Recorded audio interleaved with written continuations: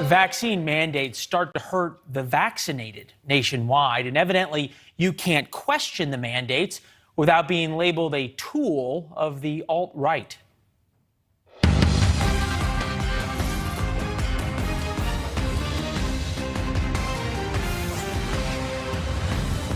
Good evening, I'm Leland Vittert. Let's end Friday on a good note. A pro sports player worthy of our respect for his actions off the court. I'm talking about Kyrie Irving of the Brooklyn Nets. Frankly, I'd never heard of him until he refused the vaccine and jeopardized tens of millions of dollars in salary for what he believes in. He's benched right now, not getting his salary, and his career is in serious question. That's courage. On the program, we take no position regarding vaccine mandates. As someone who almost died of COVID and is now triple vaccinated, I'm a little puzzled by those who refuse the shot, but that's certainly their right. Here's Mr. Irving explaining himself. But I am not an advocate for either side. I am doing what's best for me. I know the consequences here, you know, and if it means that I'm judged and demonized for that, that's just what it is. That's the role I play. He also said in that video that this wasn't about politics, and his stand on principle about him being allowed to make a choice about his body reminded me of an advertisement that I had seen. Believe in something, even if it means sacrificing everything.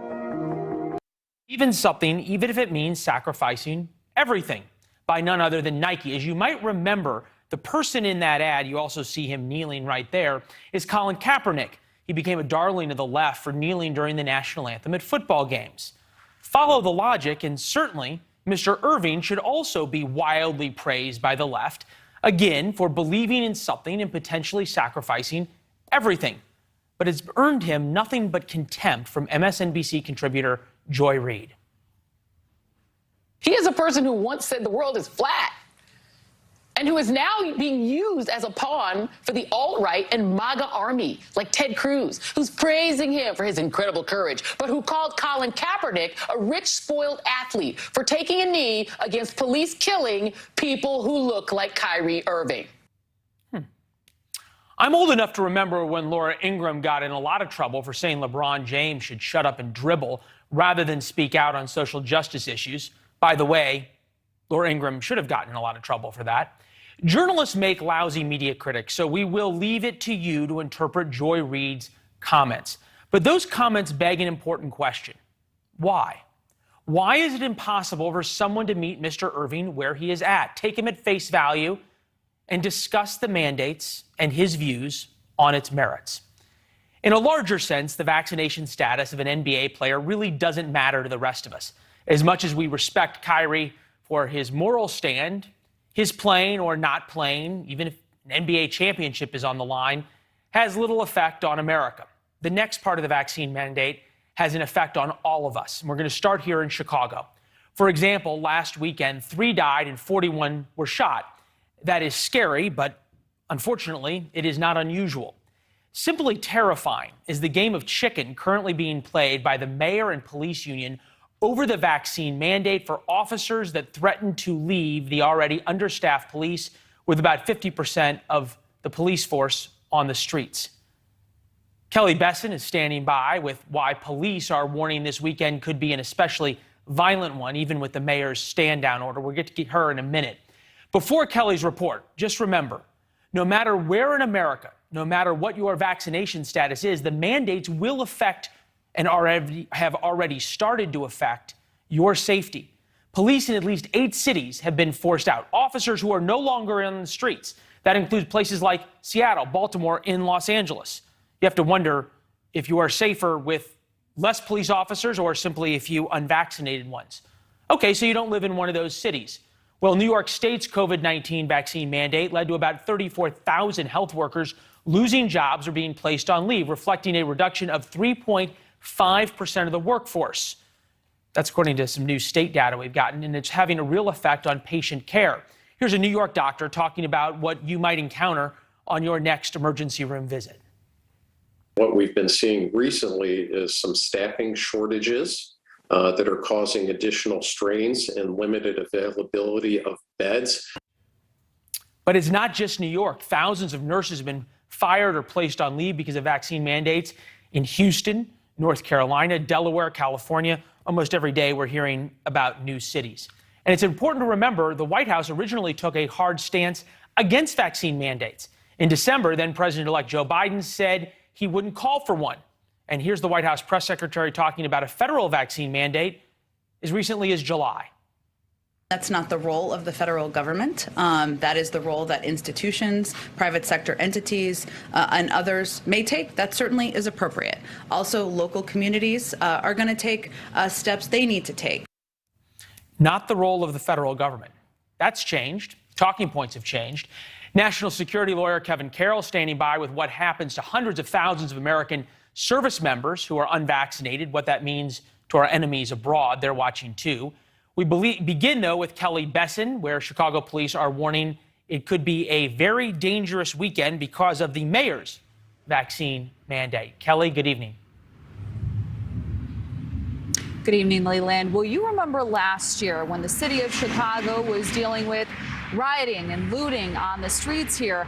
And then as early as July 4th, that weekend, that holiday weekend, there were 60 arrests made and at least 2 officers who were injured. So there is some concern, Leland, that crime may be on the rise if officers aren't suiting up. So the mayor is requiring that all police officers here in Chicago report their vaccination status by today. They were supposed to do that last night. And for those officers who do not comply, they'll be placed on a no-pay status. So to clarify, the non-payment is not about whether or not the officers have received the vaccine, but whether or not the officers have reported their vaccination status to the city. Now, the police union president, he's been very outspoken about this. He's asked officers not to comply with this requirement, but the mayor disagrees. We have some sound from her tonight. I do not want to see young officers who are doing heroic work follow his lead. What we've seen from the Fraternal Order of Police, and particularly the leadership, is a lot of misinformation, a lot of half-truths, and frankly flat-out lies in order to induce an insurrection. Now, the president of the Fraternal Order of Police is saying that this requirement to report their vaccination status is an overreach of power, and he's encouraging, again, officers not to comply. Here's what he says. The reality is we have a profession nobody else wants to do right now. They cannot get anybody to go into this police academy, but yet here she is vilifying the police yet again. Now, the mayor did, in fact, clarify recently that no-pay status may not go into effect immediately. Leland? Yeah, it really feels like the mayor blinked here because everyone was expecting this deadline would come. You'd have an inflection point where all of a sudden you'd have officers being sent home essentially from roll call because they had not filled out this information. The question is that she keeps saying a few days. It may not happen on the weekend. Have we even heard a hard and fast date for this? We haven't heard a hard and fast date, Leland. We're in a bit of a gray area at the moment. But what she did say, as you mentioned, is that this enforcement likely won't take place this weekend. And she also restated that she wants to make sure that all police officers who are scheduled to report for duty this weekend do so. So we can read between the lines there. Yeah, we were already hearing about businesses and other folks planning contingency plannings for what would happen around the city if officers didn't show up. Keleigh, awesome conversation. Thank you. Stay on the story, obviously one that we'll watch the weekend and next week. From those that protect us at home to those that protect us abroad, the vaccine mandate deadline for members of the military is a month away, but it seems many troops, hundreds of thousands, aren't following the orders. This is the headline from the Washington Post. Hundreds of thousands of U.S. troops have not yet complied with the vaccine mandate as the deadline nears. Kevin Carroll, veteran, former senior counselor to the Secretary of Homeland Security, John Keleigh, national security attorney now in private practice, joins us. Hundreds of thousands, it seems as though if they haven't gotten vaccinated by now, they're not going to. What happens to them? It's a very significant number, Leland. The Navy came out with an order today saying that they're going to honorably discharge the 1 or 2% of sailors in the Navy who aren't currently vaccinated. So there's a potential for separation proceedings to begin soon. You think about separation proceedings, a couple of 100,000 members of the U.S. military, there's a couple of million active duty members. You lose 5 or 10% of fighter pilots that are already in high demand. You use 5 or 10% of SEALs or Green Berets. That seems to have a real effect. It sure would have an effect, and I think the vaccine resistant are particularly prevalent in some of those communities you mentioned, such as the special operations community. So it's going to be a significant issue for readiness going forward. As you've looked at this, is there any court argument or legal argument to be made? There's a religious exemption, but is there a exemption against being angry at the mandate or not trusting the vaccine in a way? No, taking that in two parts. There is a religious exception. It has to be countersigned by both your commander and your chaplain, and one of the considerations is readiness. So I would think that most commanders might not sign it, saying that it's a readiness issue. Legally, really, the service members don't have grounds to stand on. George Washington made the Continental Army get vaccinated against smallpox, and there's Supreme Court precedent exactly on point that upholds vaccine mandates. The issue as to whether the federal government can mandate it for states is an interesting constitutional legal issue, and I'm not sure how that'll turn out when it's inevitably challenged. But whether the federal government can make the federal military take the vaccine is a matter of black letter law.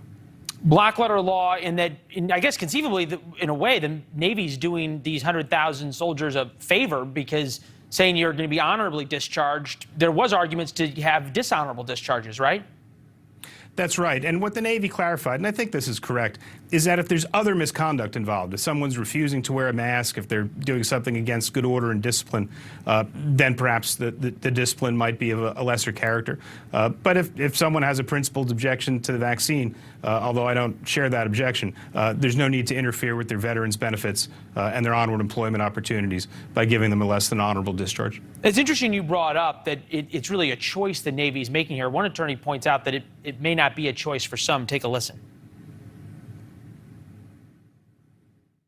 People who fail to follow this order, the risk is at the lower end, they're going to be kicked out. And that can, be worth millions of dollars in retirement benefits, could affect someone's VA benefits, depending on what characterization they get. And at the higher end, they could be court-martialed. So is that just a threat that's out there, or is that something that's actually happening? It's not happening to my knowledge. I think it's just a threat. I think the Navy regulations set it forth pretty nicely. They're not talking about using the punitive articles of the Uniform Code of Military Justice against these people. But the Navy's concerns, I think, are very well put. People are on a ship. We had an aircraft carrier, the Theodore Roosevelt, go out of service because of coronavirus. And, with the potential conflict with China looming, we can't lose one of our 11 carriers or one of our 18 ballistic missile submarines because they catch coronavirus because of one unvaccinated sailor. I want to get back to this concept of this religious exemption for people and readiness is part of the conversation. Is that setting up a possibility that you have people who are highly trained and highly needed for readiness? I'm thinking about SEAL commanders, fighter squadron leaders who are already on deployment and downrange, that would be able to say, I have a religious exemption, and perhaps the chaplain and the commander may not question how sincerely held that religious belief is in the name of readiness? I think one of the things that'll give a little bit of wiggle room is that a person can have a pending request for a religious exemption and not be discharged. So I would think as far as sailors that are serving forward, they could file a request. I looked at what the request is. It's really a very simple thing. And perhaps their commander and their chaplain cannot act on it until the end of their deployment as a readiness issue. But the larger readiness issue, as you bring up, is well put. And it's going to be difficult for the military to handle if these numbers still stay where they're at. 98 to 99% of the Navy is vaccinated. But some of the other services, interestingly, the Marine Corps especially, have much lower rates of vaccination. And this could become a real problem. Here's a Marine that we heard from. Take a listen. My main fear would be that myself, along with many others, won't be able to carry out their service. Now, the lower third on that, we like to call it the little words on the bottom of the screen, Pendleton Marine to fight vaccine mandate. It seems as though, despite his good intentions, and clearly we're grateful for his service, there may not be that much to fight. There's really not. And the service went through this before. When I was on active duty back in the 90s, referenced the anthrax vaccines. Yeah. And people who resisted it were eventually kicked out. So, I mean, it's pretty clear what the end game will be here for individual soldiers, sailors, airmen, and Marines. All right. Hey, Kevin, great conversation. Thank you. You and I both have an interesting perspective on this, having had a bad round with COVID ourselves. So appreciate the unvarnished and unemotional analysis. Good to see you, my friend. Thanks, Leland. Yeah, thank you. China once again threatening the United States. What the state-sponsored media, this is the mouthpiece of Xi Jinping's, think should happen to our troops overseas. And you don't know what you've got until it's gone. More on the empty shelves crisis. What'll be gone next when we come back?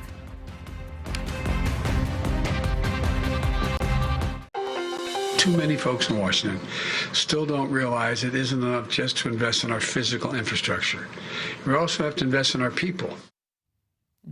President Biden in Connecticut today pushing his spending bill that's now stalled amid Democrats' infighting. It comes as America's face soaring prices every day, a 13-year high, and are seeing empty store shelves across the country. That's caused by delays within what they call the supply chain that's causing mass shortages, otherwise known as the empty shelf crisis.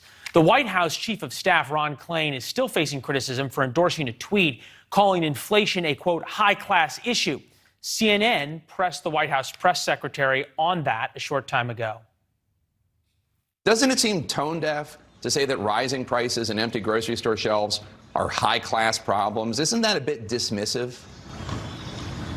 Well, that's not exactly what the tweet said, nor the retweet of the original tweet, which is what we're talking about here.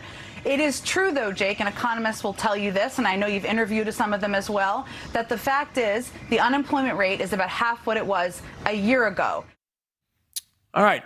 We bring in Niall Stanage, White House columnist for The Hill, friend of the show as well, Geoff Freeman, on the right, president, CEO of the Consumer Brands Association. Gentlemen, good talking to you. Niall, stand by 1 second on the politics. Geoff, we stopped calling this a supply chain crisis and started calling it an empty shelves crisis here on the show as we're playing video. How bad is this going to get for the American consumer? Well, I think time will tell how bad it gets, and our hope certainly is that it doesn't get much worse, and it doesn't need to get much worse. You know, right now, out of stocks in grocery stores are about 15%. That's about double the normal number. We've got to work together. We've got to work with this administration. We've got to work with other political leaders to address some of these underlying issues. The most notable issue is the lack of labor. We don't have enough people driving trucks. We don't have enough people moving things through these ports. We don't have enough people, obviously, working in the manufacturing facilities. We need to look at an all-hands-on-deck exercise to get people back in these jobs. We appreciate the administration's urgency around this. We're eager to work with them on it. We've got a choice. We can really invest here and make a difference, or we can watch this situation get unnecessarily worse. All right, so the White House is saying they're doing everything in their power to help fix this. Geoff, is there any other specific actions by the administration that you could think of that they would do that would put Oreos back on the shelf? Listen, I think there are three areas of opportunity. One, when it comes to labor, we've got to have an all-hands-on-deck exercise, like I said. But hold on, all hands on deck, what does that mean? We've got to look at all options. What are the incentives? What are the incentives we can use to get people back in the workforce? The Department of Agriculture received billions and billions of dollars to ensure that essential services were provided, food and otherwise, to the American people. Let's look at incentivizing people to get out there and drive these trucks. Let's look at targeted use of the National Guard, if necessary, with these ports and elsewhere. Let's look at temporary visas, an area where we've cut back far too much. Those are the types of things that could be done right now to help address some of this labor shortage. And perhaps even using the president's powers and the NLRB to change labor laws for unions and the like. Niall, thinking about these rising prices, and we're going to talk to Geoff about that in a minute. Gas up $1, coffee up from $7.95 to $8.80. Furniture, if you can get it, up 11% for generic furniture costs. Again, lead times months away if you can even order stuff. Does the White House view that they can get this under control? I'm not sure that that is their view, to be honest. Jen Psaki, the White House press secretary, was asked during the week about whether there would be delays in the holiday season, and she refused to rule that out. So I think they realise they're facing a real challenge here. We have seen them try to at least make the case that they're taking it seriously. We saw the president announce the opening of the Port of Los Angeles on a 24/7 basis. But this is a real political problem, Leland, because it cuts through so much. There are millions and millions of people out there who could care less about certain elements of Beltway politics, who certainly care if their gas prices are going up or they can't order gifts for the holiday season. Yeah, and they care also if they can't get turkeys and the like. Jason Furman was the former chair of the Obama Economic Council who had made the comment about inflation as a high-class problem to have. He was on another network today explaining his tweet. Take a listen. Inflation is real. Inflation is creating a problem for families, and we should do something about it. Number two, the reason we have this inflation is actually a good reason, that the unemployment rate has come down, that families got money, and people are buying more things. It's great spin, but when prices go up more than wages go up, it kind of doesn't matter what you're being told from the White House podium. What's the White House's plan? Well, in that case, you know, Jason Furman is trying to make a kind of academic point, and it's politically pretty bad. It comes out wrong. It lands wrong. The White House's plan is to continue to assert that inflation is transitory. That's a word that Jerome Powell, the Fed chair, has used repeatedly. The idea is that it will basically take care of itself. That's fine for the White House if they are right. If they're wrong, that's big problems, because it is an issue that can really hurt voters pretty badly in a pretty short space of time, and therefore there would be a political price to be paid for it. You might talk to Jimmy Carter about the political price that you pay for inflation. He knows that quite well. Geoff, you talked about the best case scenario, all hands on deck. You use the National Guard. You do a couple of other things. Maybe you really lay into the unions, the longshoremen and the Teamsters at UPS and the like who drive the trucks. What's the worst case scenario? Listen, I think Niall makes a good point, and I think some of this is beyond the administration's control. I think what the American people need to see is that they are using everything in their power to address the situation, that there's an urgency. That's what they need to see. I think the worst case scenario varies by category. You mentioned furniture. You can talk about semiconductors. We are focused, my industry is focused on essential goods, food, beverage, household products, personal care. We're not going to talk about the worst case scenario because we have an obligation to deliver to the American people every day. We've done that throughout COVID. We will continue to do that. We need the federal government as a partner. And we've seen some newfound urgency this week. We need to see that continue. Let me ask you this. I admire not wanting to talk about the worst case scenario, because the worst case scenario is something we can't consider. It's one thing to have your favorite flavor of Oreos not available. It's another thing to not be able to get bread or not be able to get milk at any price, even though those prices have gone up. You guys do, your industry does a lot of planning and a lot of contingency planning. How far and how deep into the contingency planning are we for how bad things could get? Well, I think you've seen the contingency planning throughout COVID, right? There's been record demand. Even now, demand is higher than it was 1 year ago at this time. Nobody thought that would be the case. Everybody thought that would wane, but now demand is still higher for many of these stay-at-home products. So our industry is adapting. You've seen them reduce the options they have in some instances. You mentioned some of the various cookies. Maybe they have 15 flavors at points. Now they're down to 6 flavors. I think you'll see a continued focus on reducing some of those options, which is fine in the sense that it's ensuring that there's still food on the shelf, obviously, but you don't get the same variety or we're all going to be just fine with that. I think there are other options, obviously, at their disposal when it comes to promotions and other things they do. We're certainly working with our retail partners. Make no mistake, this industry has delivered throughout COVID. We will continue to deliver. The question is, are more of the shelves going to be empty at times? Are you going to have to hunt a little bit more? Or is the public, the private sector going to work together here, we think, hopefully, to ensure that we do a better job over the next couple of months of keeping these shelves stocked? And so long as we don't have to hunt too much for toilet paper, I think a lot of people will be relieved. You haven't heard that joke yet, I know, Geoff, but I couldn't resist. There should be plenty in everyone's closet, given what happened last year. Fair point. Geoff, great conversation. We appreciate it. Thanks for coming on a Friday night. Go Packers for Sunday. Niall, we'll talk to you soon, my friend. Have a great weekend. Sounds good. Thanks, gents. All right, speaking of the NFL, I didn't even plan the transition. There's more top names in the NFL under fire for inappropriate emails. But why, and is it a fair criticism? Also, are there both sides to the Holocaust? We aren't asking that question, but a Texas school district did. We'll tell you who when we come back.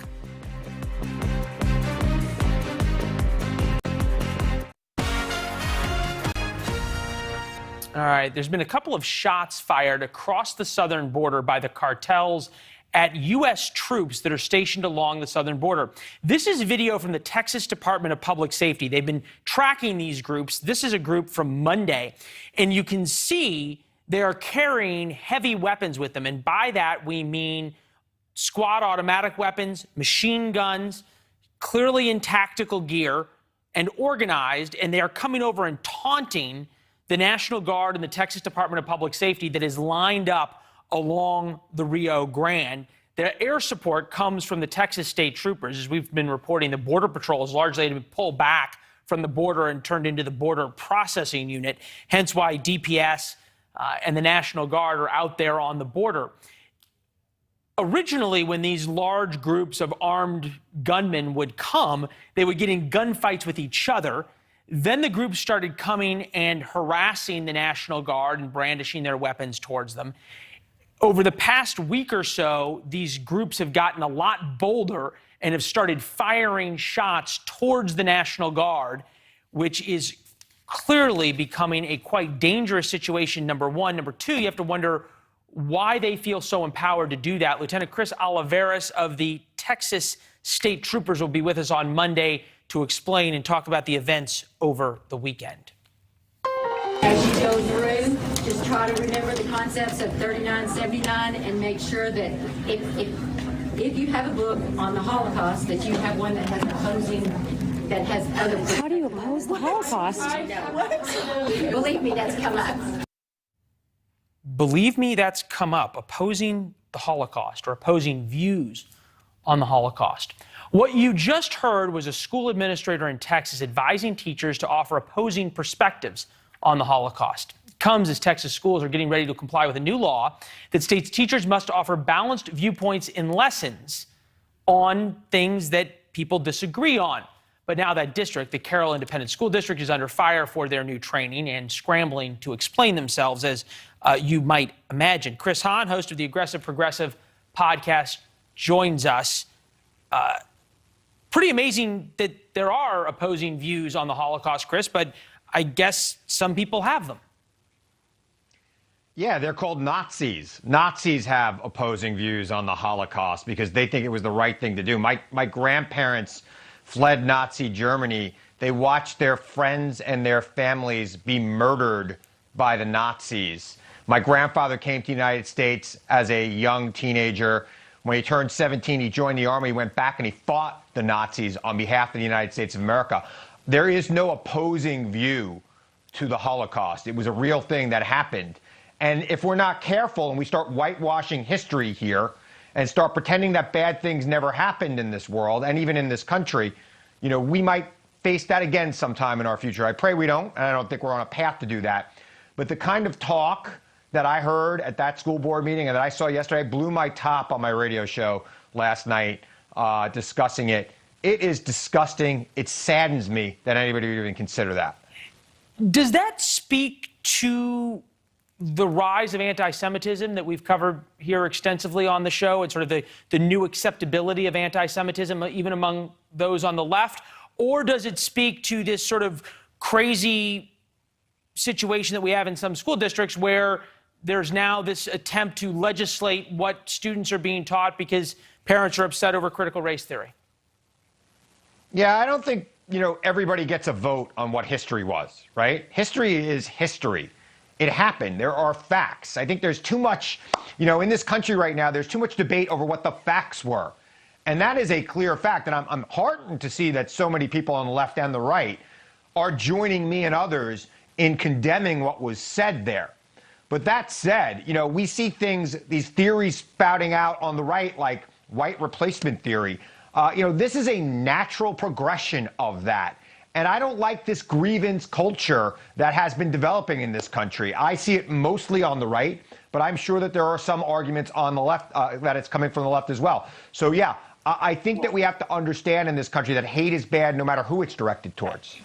Chris, though, you and I have talked a lot, and obviously you're on the left, the aggressive progressive, but the willingness to accept anti-Semitism and anti-Semitic tropes on the left has certainly increased over the past 10 years. Just look at what's been said by members of the Progressive Caucus in Congress. Yeah, I mean, the leader of the Democrats in the United States Senate, Chuck Schumer, is himself a Jew. I am half Jewish. I was raised Catholic, but I was, my father and on my father's side, they are Jewish. And quite frankly, I don't think anti-Semitism should be tolerated anywhere, anytime. And when it has been spouted sometimes in Congress, there has been swift condemnation of that. And quite frankly, there has been some consequences for that member and apologies from that member. So, I like to see the same kind of condemnation to these people in Texas from the Texas state legislature. I wonder if they're going to weigh in on it. It'll be interesting to see. It'll be interesting to see if the governor comes forward on this and how it goes, obviously, over the weekend. Chris, share your outrage and share your thoughts. Thanks for being with us as always. Have a great weekend. You too, Leland, anytime. Yeah, good conversation. Someone appears to be selectively leaking emails from the NFL's investigation into one of their teams with the intent to embarrass the league's highest ranking and some of the most popular officials. These emails don't contain racist comments like those about Coach John Gruden. This is the new emails that have come out over the past couple of days. Gruden, you might remember, resigned over emails that were racist and homophobic earlier this week. No, the crimes in the new emails appear to be a crime of thought, highly controversial thoughts like being something other than fully in favor of the league's hard left turn during the social justice movement a few years ago. This is the Wall Street Journal's reporting. In one 2016 email exchange after a Democratic woman was hired as the NFL's new vice president of public policy and government affairs, Allen, who at the time worked for the Washington Redskins, wrote to Pash, who is the now general counsel of the NFL, quote, "Curious, is there a rule against hiring libertarians, independents, or even a Republican? We have the Rooney Rule, which talks about hiring African Americans for head coaching jobs and other jobs. So I'm going to propose a Lincoln Rule at the next meeting." Keith Willis played in the league and joins us now. Keith, appreciate you being here. Are you surprised to see the league or someone closely associated with the league trying to create problems for people who aren't necessarily on the same ideological page of the league's leadership? No, I'm not surprised at all, unfortunately. It's just a truly unfortunate situation with Gruden going on. And, for years it's been happening. I think now it's just starting to come, from out the dark into the light. It's just really unfortunate that still today in this age that we're still battling these type of issues, these type of problems. And I just truly believe that the Raiders did the right thing. So you believe the Raiders did the right thing in firing Mr. Gruden, Coach Gruden. But what do you make of the fact that Jeff Pash, who's the general counsel, someone's leaking these emails about him to the Wall Street Journal? The league's general counsel is a participant in email threads with. This is clearly leaking against a guy, and the stuff that's put out. It's guilt by association, number one, and it's saying, well, there's questions about him because he espoused conservative views. Is that okay? Yeah, definitely. It's a loyalty thing, right? I'm sure Gruden thought he was safe, with the league counsel, thinking that these things would never come out. But it's just unfortunate that, that he felt the need that he had to leak these emails, but I'm sure there was some type of financial gain or something behind them for to be able to leak these emails out at this time during the middle of the season. So I think it's very intentional what took place. But to your point is that it's a lot of people are going to go down because of this, because what was said in the emails is not okay for nobody involved at all. But for them to leak the emails at this time during the middle of the season, almost 10 years later, it just blows my mind. But at the same time, I'm still not surprised. And you can just tell that the good old boy network's falling apart at this point. Oh, it certainly fell apart for John Gruden. For what it's worth, there was a statement put out by the NFL supporting Jeff Pash, but you have to wonder, it's the NFL. The NFL has the emails, the Washington Redskins have the emails, and the law firm has the emails. So somebody put them out there on a Friday afternoon. Hey, Keith, great conversation. Sorry we got to cut it short because of the breaking news. Not a problem. Take care. Yeah, thank you. Have a great weekend. The Chinese president now waging a war of words on the United States, what he's trying to distract his people from.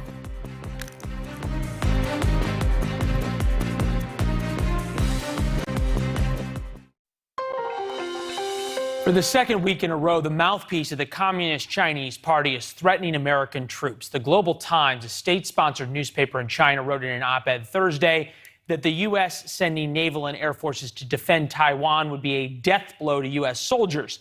This comes a week after the editor of the Global Times tweeted support of a targeted U.S. airstrike on U.S. troops in Taiwan. Chinese president is on the rocks domestically because of his country's economic problems, and this war of words certainly serves as a much-needed distraction.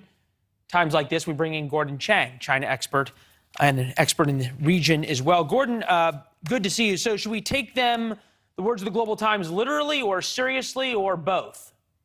Well, we should take it seriously because since the middle of August, Global Times and its parent, People's Daily, which is the most authoritative publication in China, have been laying the justification for an attack on Americans. And you can see that the political system is talking about killing Americans. And these are not just one-off pieces. These have been continual over weeks. So we've got to be concerned about what Beijing has in store for us. Yeah, when people tell you that they're going to kill you, sometimes it's helpful to pay attention. Yes, and we Americans don't do that. I mean, we didn't pay attention to Osama bin Laden at all until 9/11.